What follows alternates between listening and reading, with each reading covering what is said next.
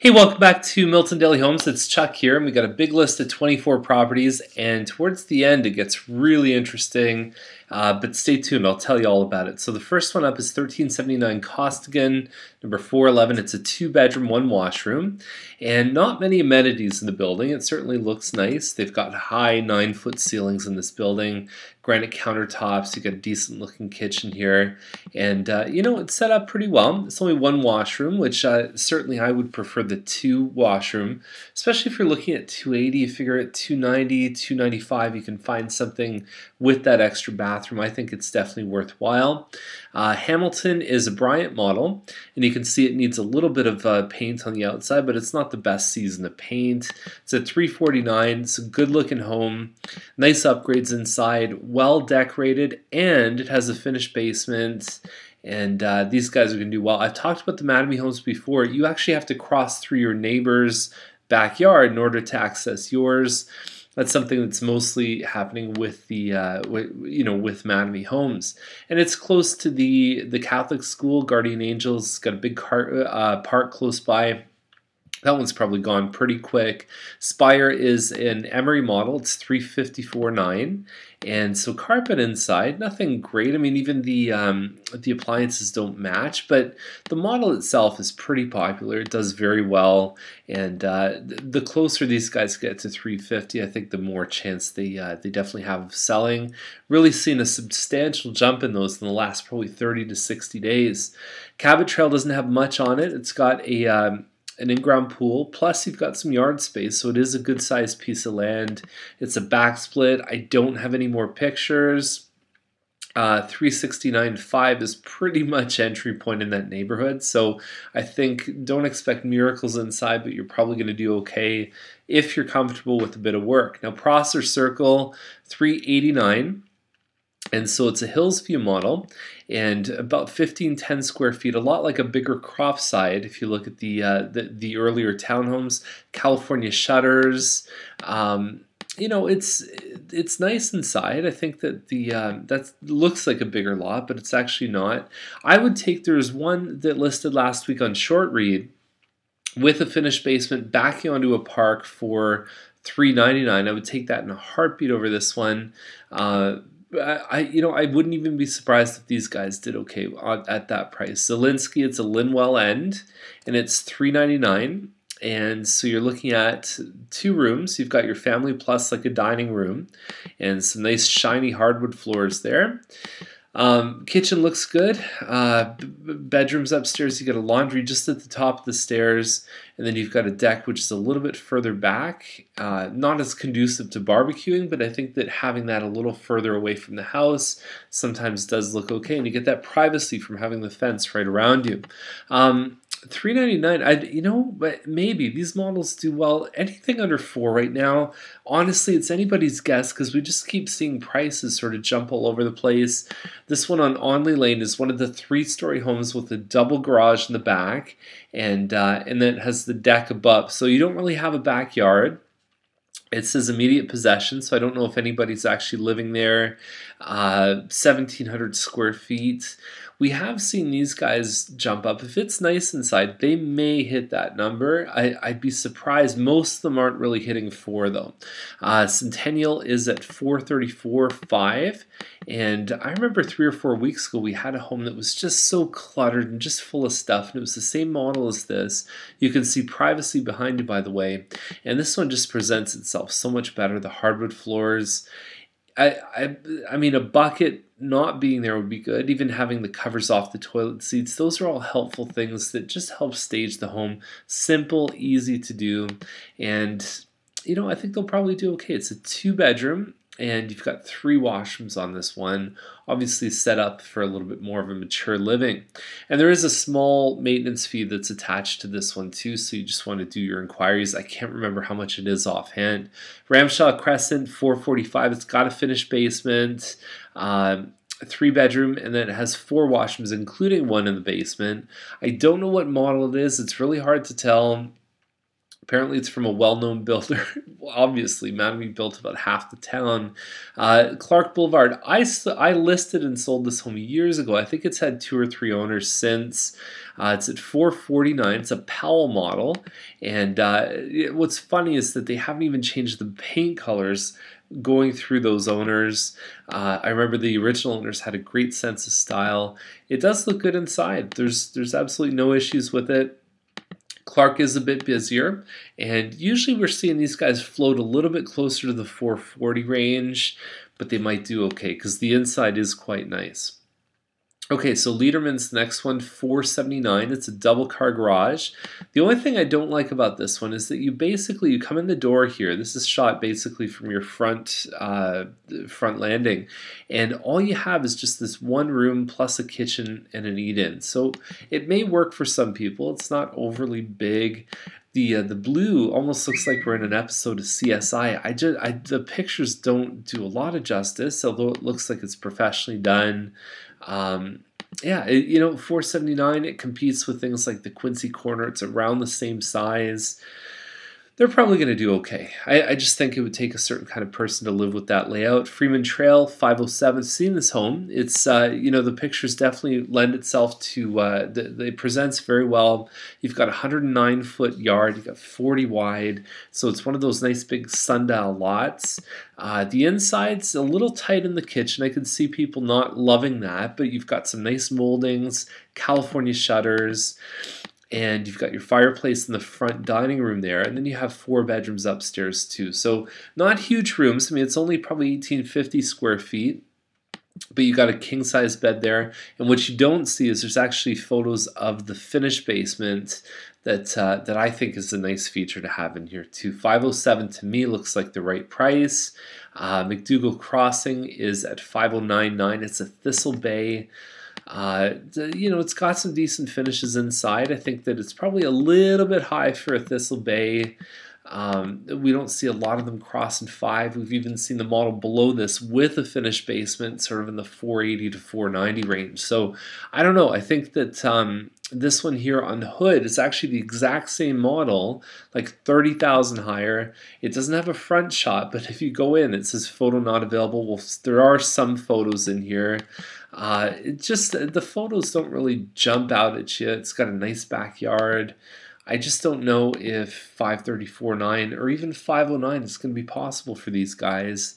I would certainly take the one prior, the first one, any day. Okay, so Leech Landing, 549.9, and it's got a 4-bedroom plus 2 in the basement. So you've got kind of a setup of an income-producing basement apartment. You've got to be real careful about your language because these aren't technically legal apartments.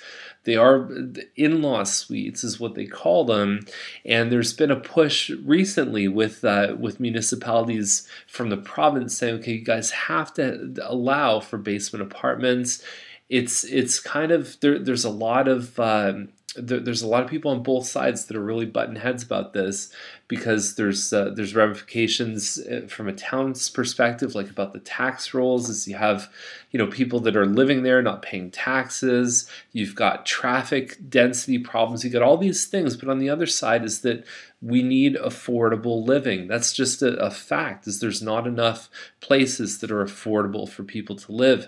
And most of Milton is not really set up to have rentable basement spaces. And it's part of the reason why I say as a community, it's great to invest for your principal residence, but it's not always the best place to find investment properties because we just don't find that sort of dual, triple income coming from multiple tenants. Anyhow, to wrap that up, basically the bottom line is be very careful and don't expect that you can always use this as a basement apartment. If anybody ever cracked down on you, you really don't have a leg to stand on. And you also want to make sure that you're protected, that you've got good fire protection in there. You've got your electrical's been inspected.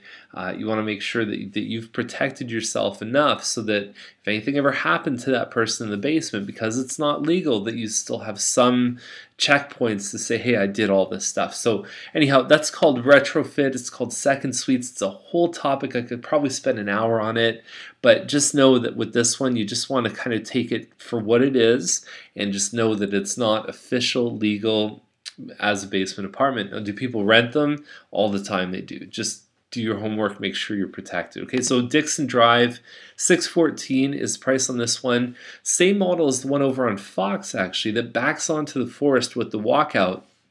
So they're definitely competing within a couple $1,000s of that one, and so this one really has to hit hard. Kitchen, I think, interesting. I mean, it's certainly a bold statement.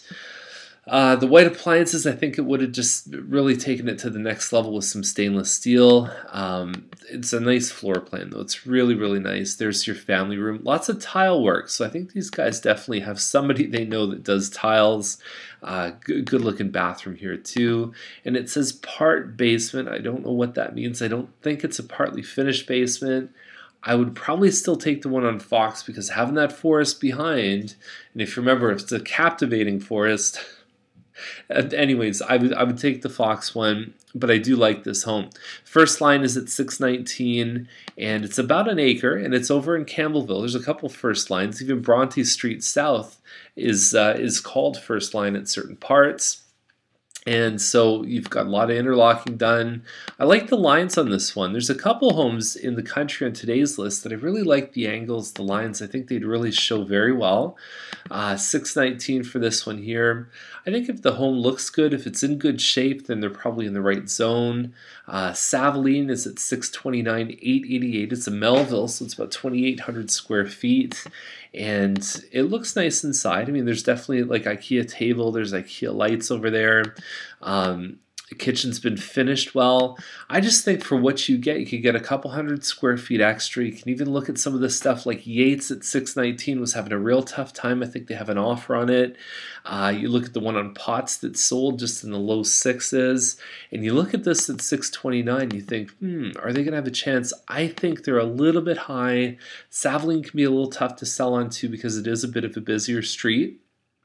But I do like the way it looks. I have no complaints there. Cochrane Terrace, 679. So it says this one's over 3,000 square feet.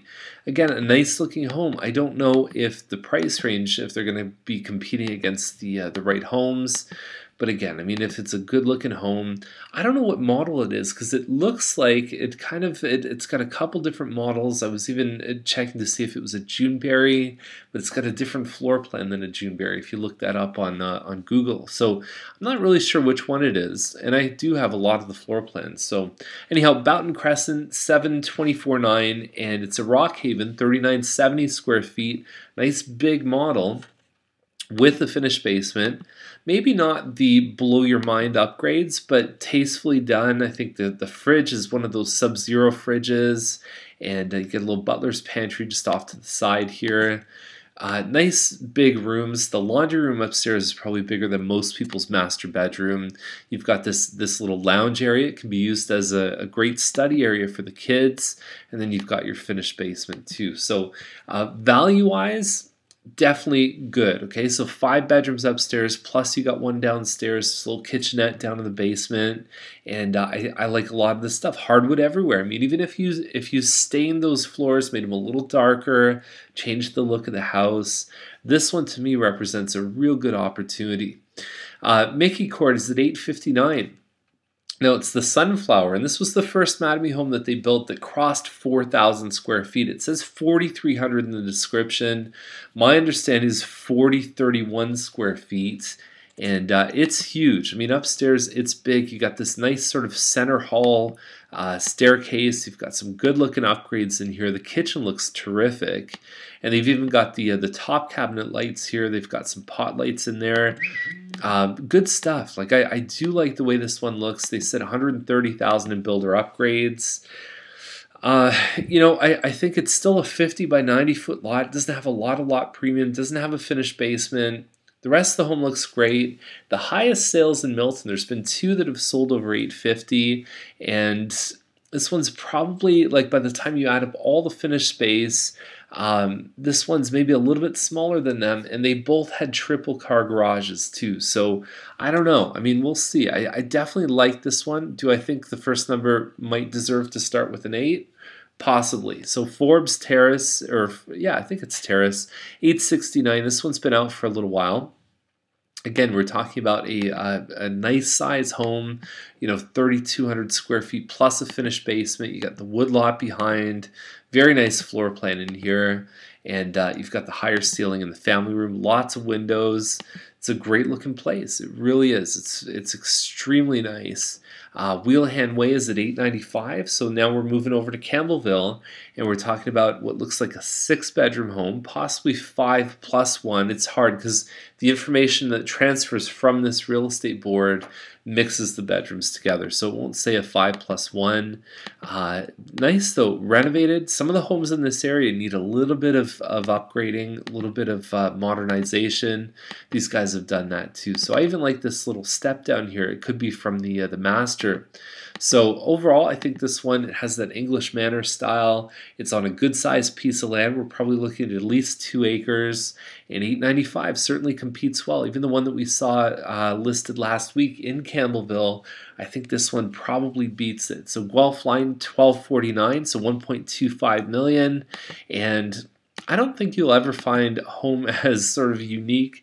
This is something. The lines on this one are it's custom done, and you can see all these little spaces in here. It's got a bit of a kind of a 70s look, a bit of that concrete with the lines, and it's neat, almost like a 70s 80s look. About 13 acres on this one here, and it's in a pretty good location. It's not too far north, it's not too far west or anything like that. Triple car garage on this one. And check the virtual tour. Again, once you get to this level of home, you got to go see it in person, because you just can't, with 9 pictures, even with a virtual tour and about 400 characters, you just can't sort of capture this one in a little bubble. So that's the list for today. 24 properties. Have a great day, and we'll see you tomorrow.